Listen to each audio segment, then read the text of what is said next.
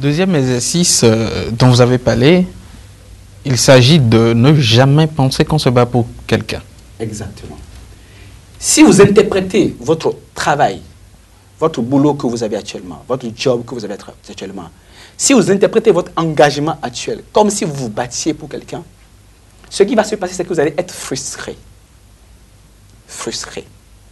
Quelqu'un qui agit en état de frustration ne va pas avoir la joie substantielle qu'on peut tirer de ce qu'on fait, de ce qu'on vit. Comme le dit Emerson, si vous aimez ce que vous faites, vous ne travaillerez plus aucun jour de votre vie.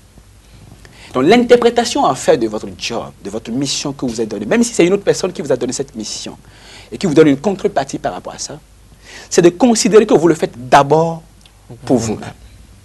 Donc, rappelez-vous, nous avons dit, c'est l'interprétation que vous faites de la situation qui détermine la manière dont vous allez agir. Pourquoi est-ce qu'une caissière qui se trouve au comptoir d'une banque va mal m'accueillir? Parce que son patron ou son chef l'a réprimandé tout à l'heure avec véhémence, avec mépris. Elle va déverser ça sur moi. Mais elle a oublié que je ne regarde pas son chef, que je la regarde elle.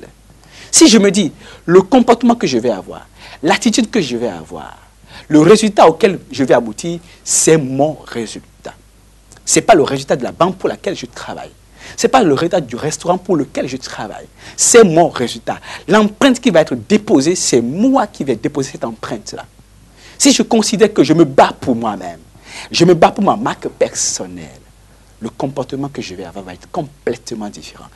Et c'est cette interprétation qu'il faut faire de la situation. Que les syndicats me pardonnent.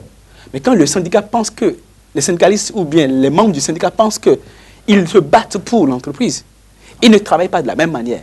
Ils ne vivent pas la situation de la même manière que lorsqu'ils se disent « nous contribuons à une grande mission de résolution des problèmes de la population ». L'interprétation de ce que je suis en train de faire va déterminer mon niveau de satisfaction ou de frustration.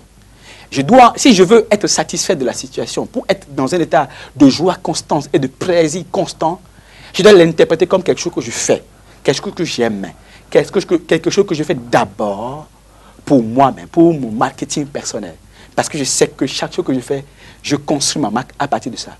Ça suppose, faites ce que vous aimez. Si vous décidez de faire quelque chose parce que vous avez de l'argent là-dedans et qu'il y a de la frustration, vous allez avoir de la désolation.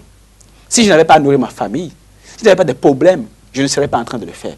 Et quand vous dites comme ça, vous avez de la frustration, vous manquez de choix. Mais comment savoir qu'on fait quelque chose pour soi-même?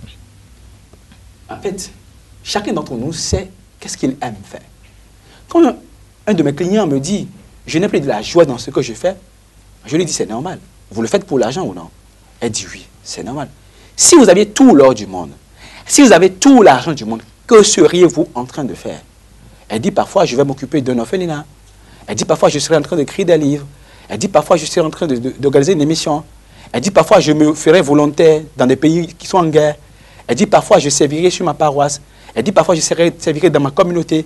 Elle dit parfois je ferai ce que j'aime vraiment et qui donne du sens à ma vie. Donc en général, si vous voulez savoir qu'est-ce que vous aimez faire et qu'est-ce qui va vous procurer de la joie de vivre, demandez-vous que ferais-je si j'avais tout l'or et tout l'argent du monde. La plupart du temps, c'est difficile à décider. Mais la plupart du temps, il ne faut pas se plaindre du fait qu'on n'est pas en train d'obtenir du résultat là où on est, sachant qu'on ne fait pas ce qu'on aime. Alors qu'on peut commencer par produire du résultat en faisant ce qu'on aime, en faisant abstraction de la sécurité immédiate pour se concentrer sur ce qui permet de lui donner du sens à sa vie. Voilà.